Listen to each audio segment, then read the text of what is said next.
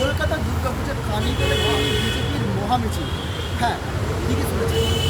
গত কয়েকদিন ধরে কলকাতার বুকে যেরকম বৃষ্টি আমরা দেখতে পেয়েছি, তার জন্য কলকাতার বিভিন্ন অঞ্চলে কিন্তু আমরা দেখতে পেয়েছি জমা জল, এবং সেই জমা জলের প্রকোপে কিন্তু কলকাতার বিভিন্ন যে সাধারণ মানুষ আছে তাদের কিন্তু মৃত্যুর মুখে পড়তে হয়েছে, এমনকি অনেকে কিন্তু মৃত্যুর মুখে ঢলে পড়েছেন। ঠিক সেই জন্যই কিন্তু কলকাতায় বিজেপির পক্ষ থেকে এক প্রতিবাদ মিছিলের আয়োজন করা হয়, এবং সেখানে আয়োজন করার পর বিজেপির পক্ষ থেকে দাবি করা হয় কলকাতার মেয়র ফিরহাদ হাকিমের যে পদত্যাগের দাবি করেন, এবং তার জন্য তারা কলকাতা মেয়র কলকাতা মিউনিসিপ্যাল কর্পোরেশনের সামনে কিন্তু প্রতিবাদ মিছিল করেন, এবং যেখানে উপস্থিত ছিলেন বিরোধী দলনেতা শুভেন্দু অধিকারী। চলুন দেখে নেওয়া যাক সেই চিত্রগুলো। পুজোর কার্নিভ্যালের কথা উল্লেখ করে মিছিলের অনুমতি দেয়নি কলকাতা পুলিশ।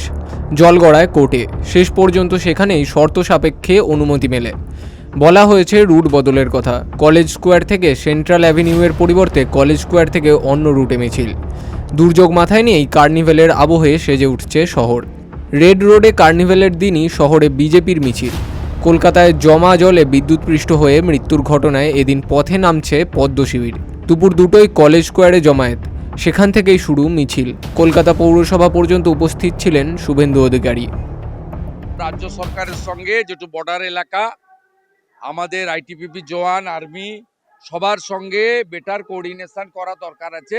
এটা পলিটিক্যাল লোকরা পারবে না, এটা ব্যুরোক্রেসির করা দরকার আছে, এবং ডিএম এবং চিফ সেক্রেটারি এরা লিড করা উচিত, এবং যারা আছেন তাদের বলা উচিত সেন্ট্রাল গভর্নমেন্টের আর কি অ্যাসিস্ট্যান্ট দরকার, আরও কটা এনডিআরএফের টিম দরকার। সেন্ট্রাল তো কুইক আর্লি মর্নিং থেকে 5টা এনডিআরএফ টিম দিয়ে দিয়েছে বলে thousands of people already save their life.